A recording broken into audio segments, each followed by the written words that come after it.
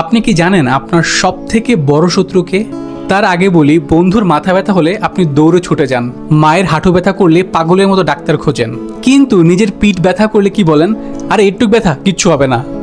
মানে কি এটা? হার্ভার্ডের একটা গবেষণায় দেখা গেছে, মানুষ অন্যের কষ্টে যেই পরিমাণ এমপ্যাথি দেখায়, নিজের কষ্টে তার 20% দেখায়। আর এই জিনিসটাকে বলা হয় সেলফ কম্প্যাশন ডেফিসিট। সোজা বাংলায়, আপনি নিজেকে ভালোবাসতে ভুলে গেছেন। ছোট ভাইয়ের ফোনের কাভার পরিবর্তন করার জন্য আপনি 1500 টাকা দিয়ে দিচ্ছেন কোনো কিছু চিন্তা না করে, কিন্তু নিজের শরীরের কোথাও কেটে গেলে সেখানে আপনি 5 টাকার ব্যান্ডেজ লাগান না। এইটা স্যাড না ভাই, এটা অ্যালার্মিং। নিজের প্রতি নজর দেন, নিজের কথা চিন্তা করেন একটু। আমি করতেছি এখন ভাই, ট্রাস্ট মি। আমি সারাদিন চেয়ারে বসে ভিডিও করি, এডিট করি, আমার শারীরিক কোনো কসরত নেই বললেই চলে, কিন্তু রাতে যখন বিছানায় ঘুমাতে যাই তখন আমি বুঝতে পারি যে আমার পিঠ ব্যথা করতেছে। আগে এই জিনিসটাকে ইগনোর করতাম, কিন্তু সেটা ভুল ছিল।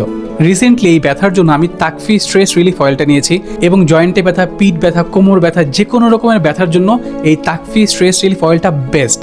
ভাই, আপনার যদি যে কোনো প্রয়োজনে ডাক্তার দেখাইতে হয়, ভালো খাবার খাইতে হয়, জিমে যাইতে হয়, সব কিছু করেন, শরীরে কোনো প্রকার ব্যথা থাকলে তাকফি স্ট্রেস রিলিফ অয়েলটা ব্যবহার করেন, কিন্তু নিজেকে টাইম দেন, নিজের সুস্থতার প্রতি নজর দেন। পৃথিবীর সবার জন্য করতেছেন, একেবারে যানজীবন দিয়ে করতেছেন, এখন সময় নিজেকে সময় দেওয়ার।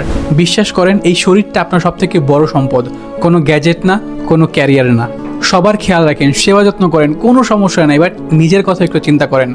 পৃথিবীর সবার যত্ন করা মানুষের নিজের যত্নের কোনো মানুষ থাকে না, এবং এইটাই আপনার সবথেকে বড় শত্রু। শেয়ার দিস ভিডিও যদি আপনার প্রায়োরিটি লিস্টে আপনার নাম সবার নিচে থাকে। Thank you.